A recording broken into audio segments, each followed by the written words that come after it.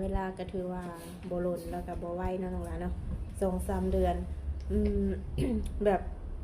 เพิ่นต้องเฮ็ดหยังแน่น้องหลับน้องจังสิตกลงกับเพิ่นแต่ในส่วนตัวน้องนี่มักผู้ชายแบบใดจ้ะนิสัยดีบ่สูบยาบ่กินเบียร์นิสัยดีบ่สูบยาบ่กินเบียร์ โอเคทุกคนเนาะตอนนี้ก็ได้มาทางน้องเอมี่อีกคือเก่าวันนี้เนาะโดยสบายดีน้อง ส หลาน บายดีน้องหลับ สบายดี สบายดีหรือว่าสบายดีปีใหม่กันเลยเนาะปี มา ใหม่ พบ ค มา รับ พอกันตอนแดงเนาะมื้อนี้ นั่นแหละทุกคนเป็นยังหลานสบายดีอยู่ปะ สบายดี สบายดีอยู่เนาะเป็นยังไงมาจังไดขึ้นมาอยู่เพื่อนหมู่มื้อนี้ มาเวียกแล้วมาอยู่คนเดียว โอ้มาเวียก โดย มาตั้งแต่เมื่อไหร่มาเวียกนี่ มามื้อนี้แหละ มามื้อนี้ โดย ต้องนอนกับอยู่พี่บ่รถต้องกลับบ้านเลย กลับบ้าน กลับบ้านเนาะทุกคนเนาะก็คือว่า แต่โดนเนาะเฮาบ่ได้ออกมาอบรมกันแบบนี้เนาะ โดย เป็นจังไดอยากถามน้องนิดนึงเกี่ยวกับเรื่องหัวใจของน้องนะมีแฟนหรือยังตอนนี้ ยังบ่มี บ่มีบ่ โดย แล้วคนที่น้องเคยล้มไปแชทไปใส่บ่ได้บ่ได้นั่นบ่ เพิ่นบ่ได้คุยนำแล้ว เพิ่นบ่คุยบ่หรือว่าน้องบ่คุย เพิ่นบ่คุย โอ้บ่ได้คุยกับน้ำนมคนนี้มานี่โดนปานใดแล้วนี่ น่าสิได้ประมาณอาทิตย์หนึงแล้ว ตอนแรกทั้งอ้ายคิดว่าน้องนี่สิปิดใจกับหนุ่มทางใดก็ได้นี่เนาะเพราะว่าคนที่เข้ามาจีบน้องนี่ก็ถือว่าก็มีหลายพอสมควรอยู่เนาะมึงนะแต่ก็บ่ได้ลงไปแล้วมันบ่ โดย ยังอยากมีอยู่บ่ อยากมี อยากมีเนาะยานว่าแบบลมบ่สมหวังเลยว่าอยากท้ออยากถอยสิยังเนาะยังอยากมีอยู่ทุกคนส่วนหลายคนที่น้องล้มที่ผ่านมาเพิ่นเป็นคนไทยหรือคนลาว คนไทย คนไทยทั้งเบิดเลยบ่ โดย ถ้ามีผู้บ่าวลาวที่เขามาจีบนี้ได้บ่ ได้ ได้เนาะ โดย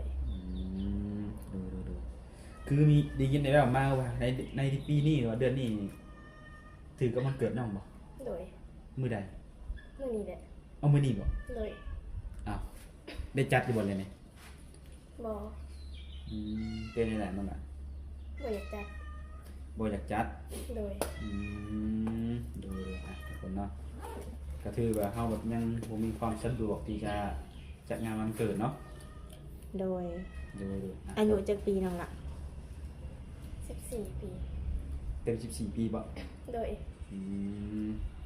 ดูทุกคนเนาะก็บ่เป็นหยังนี่ถึงมันน้องสิบ่จัด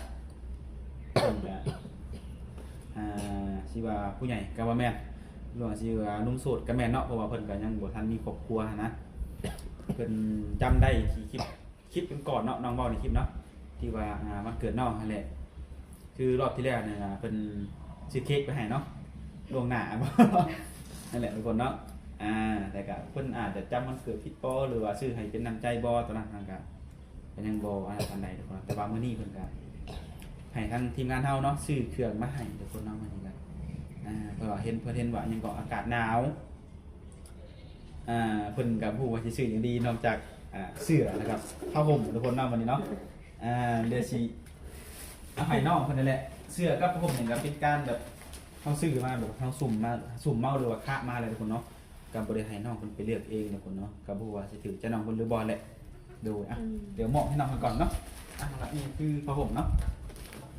หนาวๆตุ่มอุ่นแน่นอน อันนี้เสื้ สำห อ รับคนบ่มีคู่ โดยเป็นแนวน้องล่ะพ่อได้อยู่บ่ ได้ ได้อยู่เนาะ เลยขอบใจหลายๆเด้อ โดย ได้บ่ออกหนาวแห้งบ่เลยล่ะ บอก เบิ่งดูเสือนะหมักอยู่บ่ตัวน้อยตัวใหญ่มันเป็นเสือปีไส้น้องล่ะ เป็นไง ใหญ่คือบ่จักบ่ ลองใส่บางดูน้องล่ะใส่เข้าไปบ่เห็นกระโตน คือสิใหญ่นี่นะทุกคน แต่ว่าสีวันนี้พ่อไล่อยู่บ่ ได้ ได้อยู่เนาะ เลย เสียแต่สิใหญ่นะเบิ่งยังบ่น้องหมักใส่บ่ได้แบบใส่เสื้อแขนยาวสินะ ตักใส่แบบนี้แหละ จะได้งดได้บ่เนี่ย เลย กันว่าบ่ได้ก็สิได้มีการเปลี่ยนเป็นหยังหันนะได้อยู่แม่นบ่ โดย อืม โอเคบ่โอเคเนาะโอเคก็ใส่เลยน้ำลายสิได้อุ่นตอนนี้มันลมแห้งตอนนี้ถูกใจอยู่บ่สี ตึกใจ ถูกใจเนาะ เลย เฮาใส่เสื้อแขนยาวต้องรวมๆเนาะมันจังน่าฮักเนาะน้องละ คือน้องตัวน้อยๆใส่เสื้อแบบนี้กับบ่แม่นมันจะย่องเนาะ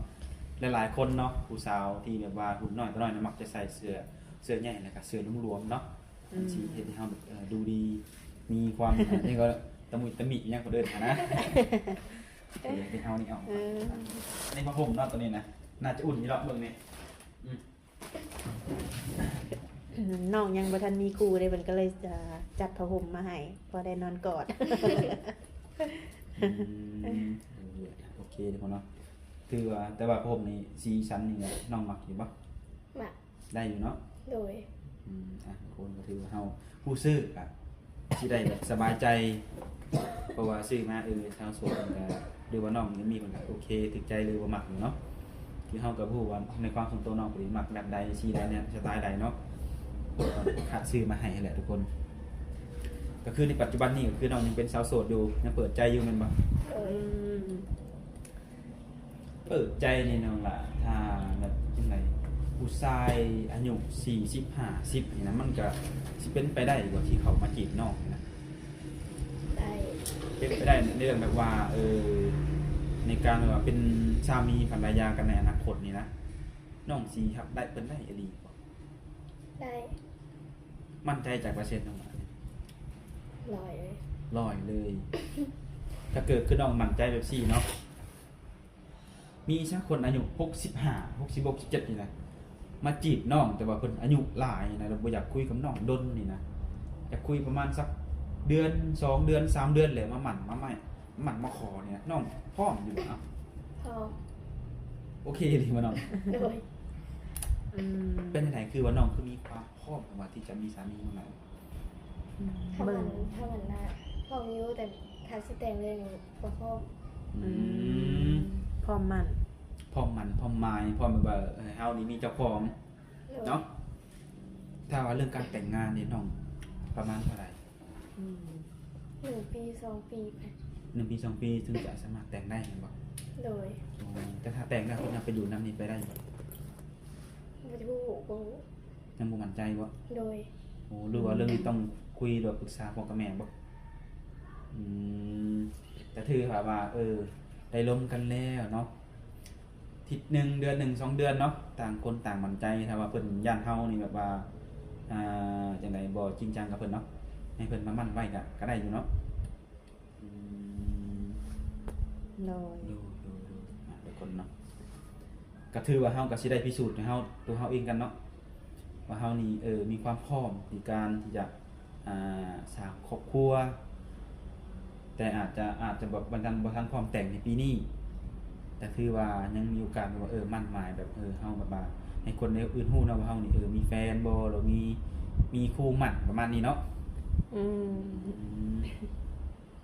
อย่างเงี้ยเวลาก็ถือว่าบ่ล้นแล้วก็บ่ไหวเนาะน้องหลานเนาะ2-3 เดือน อืม แบบเพิ่นต้องเฮ็ดหยังแน่น้องหลับน้องจังสิตกลงกับเพิ่นนี่นะ บ่ฮู้ บ่ฮู้ บ่ฮู้ใจตัวเองเลยตอนนี้มันบ่ โดย อืม บ่ฮู้ว่าต้องการหยังต้องให้เพิ่นเฮ็ดแนวใดแม่นบ่ โดย โอ้มีแต่เขามาร่วมกันก่อนซะเนาะเขามาถามความเป็นจริงก่อนว่าแนวใดเนาะน้องละแต่ในส่วนตัวน้องนี่มักผู้ชายแบบใดซะ นิสัยดีบ่สูบยาบ่กินเบียร์ นิสัยดีบ่สูบยาบ่กินเบียร์สำนี้ก็ถือว่าโอเคบ่โอ้ นี่ว่าเรื่องนิสัยเนาะทุกคนนิสัยหรือว่าในการแบบว่าสังคมเนาะสิ่งของมึนเมาคือน้องนี่คือบ่มักเนาะ อืม ดูถ้าหากว่าเพิ่นนี่บ่กินเหล้าบ่กินเบียร์นิสัยค่อนข้างดีนี่ก็ถือว่าน้องโอเคแม่นบ่ อืม ถ้าเกิดว่าน้องออกมาบอกจังซี่แล้วเนาะแล้วเพิ่นประเด็นคลิปน้องผู้นี้คือบอกถึกอกถึกใจแท้เนาะ โดย อยากมาหาอยู่เกินอยู่ซ่านหรือว่านัดเจอกันแบบกินข้าวกินน้ำที่ข้างนอกน้องก็สิไปได้บ่ ไปได้ มั่นใจบ่ โดย แ ว่าเพิ่นขอทางติดต่อมาปุ๊บเฮาเสร็จแล้วเพิ่นทักหาน้องปั๊บประมาณมื้อ2มื้อแล้วนัดเจอกันจังซี่ก็ได้บ่น้อง ก็ได้ บ่ได้มาตัวนี้ ไวเกินแม่นบ่ โดย ต้องคุยกันดนปานใดน้องถึงสิพร้อมเจอกัน อืม 1 อาทิตย์2 อาทิตย์เนี่ย 1อาทิตย์2อาทิตย์เนาะ โดย ก็ถือว่าธรรมดาเนาะ โดยทุกคนเนาะอันนี้คือเฮาถามเพื่อไว้เพื่อว่าหยังบางคนก็ใจร้อนที่จะอยากมาเจอเนาะ อืม บางคนก็อาจจะใจเย็นหรือว่าบางคนก็รอให้เป็นเดือนเป็นปีก็มีหันนะเพราะว่าผู้ชายเฮาแต่ละคนเนาะมันก็มีหลายรูปแบบผู้หญิงเฮาก็คือกันทุกคน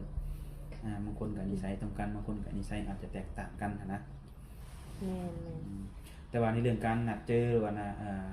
เบิ่งตัวจริงก็คือได้อยู่แต่เขาให้เวลาทำความรู้จักทิศ1หรือ2ทิศเนาะตั้งแต่น้องเปิดใจมาได้คุยกับหนุ่มๆมานี่มีบางคนอยากมาหาน้อง มี มีหลายบ่ บอก จากคนที่จะมาหาน้อง ประมาณ2 คน 3 คน 2 คน 3 คนให้น้องได้เจอบ่เป็นจังได๋ เพิ่นบ่ได้มาหา เพิ่นบ่ได้มา โดย แต่ว่าน้องนี่รับปากว่าสิเจอกับเพิ่นอยู่บ่ โดย แต่ว่าเพิ่นบ่มาเองแม่นบ่ทุกคนเนาะตามว่าเพิ่นอยากเจอก็คือว่าแล้วน้องก็พร้อมเจอก็คือตามเพิ่นว่าแหละในการอบรมกันเนาะคือน้องบ่สบายบ่หรือว่าใด เจ็บคอเป็นไอ แม่น อืมเดี๋ยวก็เบื่อได้ ๆจากมือใด ถ้าก็เป็นเมื่อคืนนี้ ก็คือ อืม โดย กินของหวานหลายบ่หรือว่าใด ออกตักลมลาย ๆตักลมหลาย โดย คือตัวน้องนี่เป็นคนตัวน้อยผิวเบาบางไว้ง่ายกันเนาะคือลมนิดนึงเลยการไอแพ้อากาศมันก็สิมาแล้วทุกคนเลยได้กินยาอยู่บ่ กิน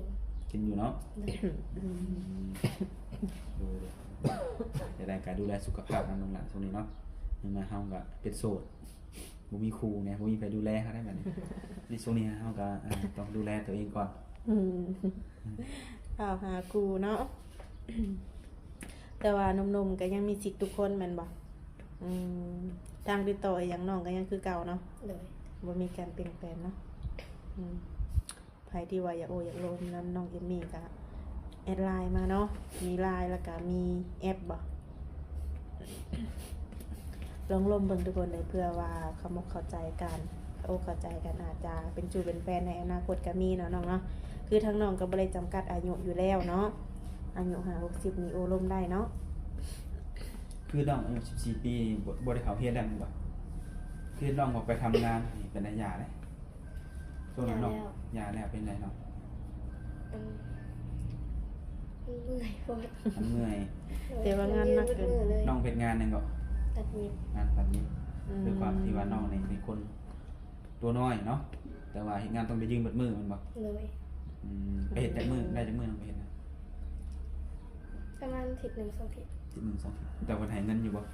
เลย อืม ก็คือเฮาไปรอเบิ่งแล้วเฮ็ดเบิ่งแล้วเนาะเฮาก็รู้แล้วว่างานนี่คือเฮานี่บ่เหมาะกับงานตัวนี้เพราะหยังมันหนักเกินสำหรับเฮาเนาะ เลย ในการที่ว่ายืนเนาะ ยืนเป็นมือเลยมันบอกป้าเนาะ แต่ปัจจุบันนี้บ่ได้เฮ็ดงานทางไหนบ่ เลย นี่ใจอยากไปเฮ็ดงานอยู่นี่ อยากไป ไปอยู่บ่ เลย สำหรับน้องนี่ในการเฮ็ดงานนี่น้องอยากเฮ็ดงานหยังมากที่สุด ค่ายเครื่อง ขายเครื่อง เลย สำหรับขายเครื่องนี่น้องเฮ็ดได้บ่ครับ เลย อื มันเป็นงานที่บ่นักปานใดเนาะอืม คนเนาะเพื่อแบบว่าเจ้หรือว่าเฒ่าแก่มันอยากมีตุ๊กตาน่ารักๆเนาะไปห้องลูกค้าไปขายลูกขายเครื่องให้ โด บางที ย เพิ่นต้องการเนาะก็ลองติดต่อมาได้นำเนาะอยู่ไทยก็ไปบ่ ไป อยู่ไทยนี่น้องสิไปได้บ่อยู่ไทยเนาะยันอายุยังบ่ถึงนี่เพิ่นสิให้ข้ามบ่เนาะ แต่ว่าอยู่ลาวนี่ก็เฮ็ดได้อยู่ที่โดยทุกคนเนาะจังได๋ก็แล้วแต่ทุกคนเนาะ ก็คือประมาณนี้นึงมีเสื้อแล้วก็ผ้าห่มเนาะจากอ้ายที่เฮ็ดงานอยู่ทางไกลเนาะเพิ่นก็เห็นแล้วก็ช่วงนี้ก็หน้าหนาวเพิ่นเลยอยากซื้อให้เป็นน้ำใจเพิ่นว่าเป็นน้ำใจจากเพิ่นบ่น้อยบ่หลายเด้อเนาะคือว่าผู้ดีงามในการแบบว่าเงินมือเข้ามาช่วยเหลือเฮาเนาะถ้ามีเฮาก็ถือว่าดีใจแล้วน้องหลานเนาะ โดย โอเคซะเนาะ โดย นี่ก็คำได้ละ นี่แต่ว่าให้น้องเพิ่นแหละช่วงนี้กับน้องก็เป็นไอแน่นะฮะกินยาเด้อน้องหลาเด้อรักษาสุขภาพเป็นไง โดย อย่างไรก็ขอให้น้องเจอเนื้อคู่ซะปีใหม่แล้ว เนาะมันอันอะไรมันดีก็ให้ไปกับปีเก่าความโสดความยังก็ให้ไปกับปีเก่าเนาะปีใหม่แหละให้มีความมีความแบบมีความหักเข้ามาเนาะจากหนุ่มทางใดเดียวกับสิมารุ่นกันให้ทุกคนเนาะ โด โด ย ยโอเคน้องหลานทั้งก็จะได้ขอจบคลิปนะครับจบคลิปเพียงเท่านี้ก่อนเนาะไปพบกันในมื้อหน้าจ้ะเนาะโดยสบายดีน้องหลาน สบายดี